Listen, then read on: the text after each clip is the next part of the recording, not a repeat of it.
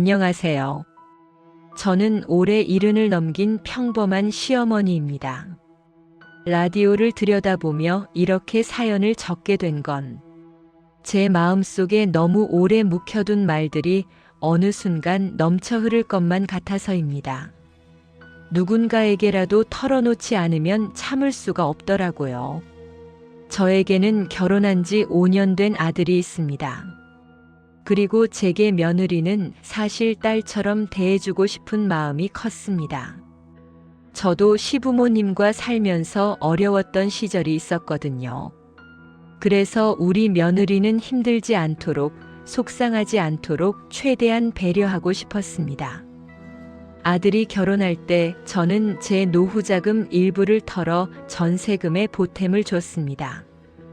애들이 둘이 살 작은 집이라도 편하게 지내면 좋겠다는 마음이었습니다. 며느리가 첫인사 올 때도 고개 숙여 감사합니다.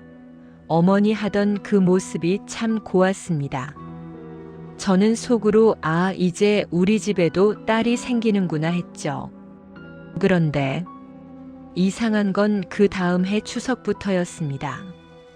며느리가 오지 않았습니다. 첫 명절에는 코로나 때문에 혹시 모를 접촉을 피하고 싶다 하길래 그럴 수 있지 이해했습니다. 요즘 젊은 사람들은 명절 문화를 다르게 생각한다고도 하고요. 하지만 다음 해 설날, 또 그 다음 해 추석, 그리고 올해까지 며느리는 단 한 번도 우리 집에 오지 않았습니다. 처음엔 바본가 싶게 며느리가 몸이 아픈가? 혹시 내가 모르는 어떤 사정이 생겼나? 그렇게만 생각했습니다. 그러다 어느 날 마음이 너무 무거워져 용기 내어 카톡을 보냈습니다. 민정아, 혹시 내가 무슨 잘못이라도 했니? 혹시 나 때문에 마음 상한 일이 있니? 손이 덜덜 떨렸습니다. 며느리가 기분 나쁘게 생각하면 어쩌나, 아들이 알게 되면 부담 줄까 걱정도 되고. 하지만 그 카톡엔 끝까지 읽음 표시가 돌아오지 않았습니다. 저는 며칠 동안 핸드폰만 들여다보고 있었습니다. 침대에서도 밥을 먹으면서도 혹시 메시지가 와 있을까 싶어 화면을 켜고 또 켜봤습니다. 그런데 아무것도 없었습니다. 결국 아들에게 물었습니다. 아들아, 너희는 명절에 우리 집 안 오니?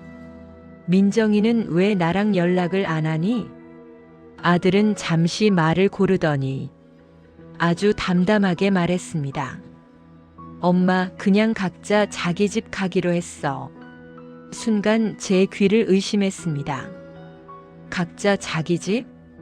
그럼 며느리는 자기 친정만 간다는 말입니까?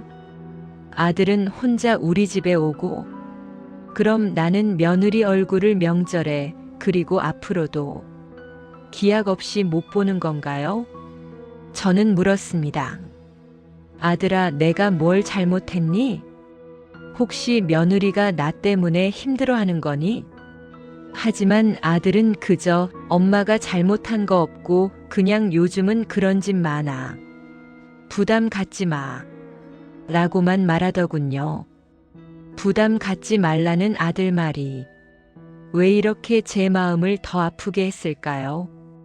저는 무릎이 시려서 한참을 앉아있지도 못하는 나이가 됐지만 그래도 명절이면 며느리 좋아하는 갈비찜, 잡채, 전까지 다 해놓고 기다렸습니다. 식탁에 접시를 올려놓을 때마다 이건 며느리가 좋아하겠지 하면서요. 하지만 이제는 그 접시들이 차갑게 식은 채로 며칠이고 그대로 남아 있습니다.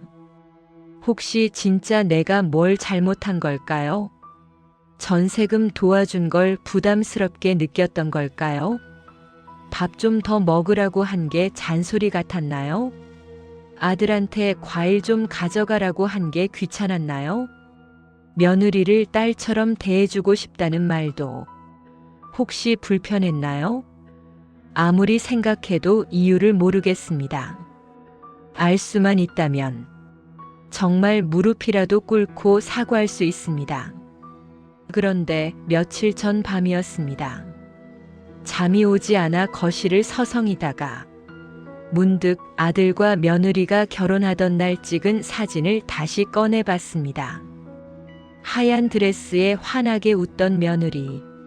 어머니 잘 부탁드려요. 말하던 그 맑은 목소리. 그 모습은 어디로 갔을까요? 사진 속 며느리는 참 고운데 지금 제 마음속 며느리는 너무 멀게만 느껴집니다. 멀다 못해 손을 뻗어도 닿지 않을 만큼 멀리. 저는 지금도 이해하려고 노력하고 있습니다. 요즘 젊은 부부들이 명절을 다르게 보내는 것, 시댁과 거리를 둬야 편하다는 문화, 저도 모르지 않습니다. 하지만 마음이라는 게 그렇잖아요.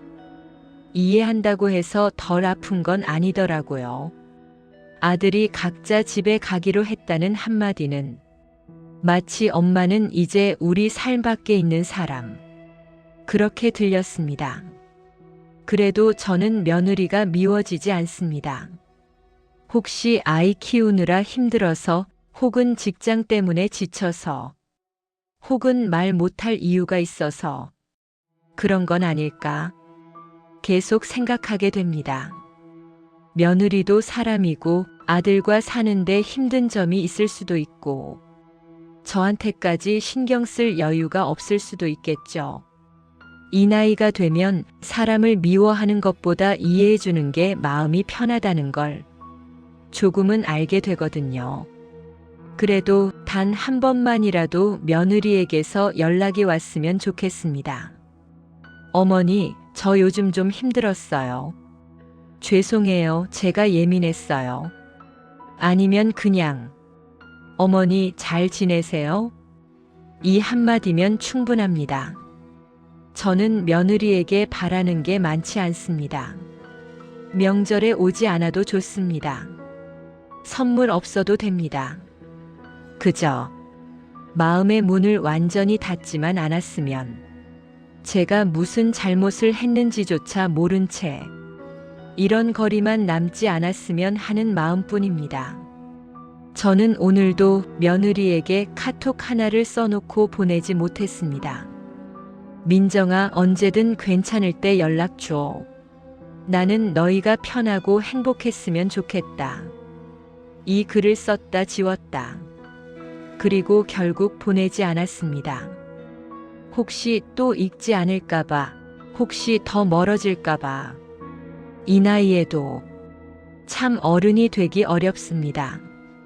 라디오를 듣고 계신 분들께 묻고 싶습니다. 제가 너무 오래된 마음을 가진 걸까요? 제가 며느리를 불편하게 했던 걸까요? 아니면 그냥 시대가 변한 걸까요? 어느 쪽이든 상관없습니다.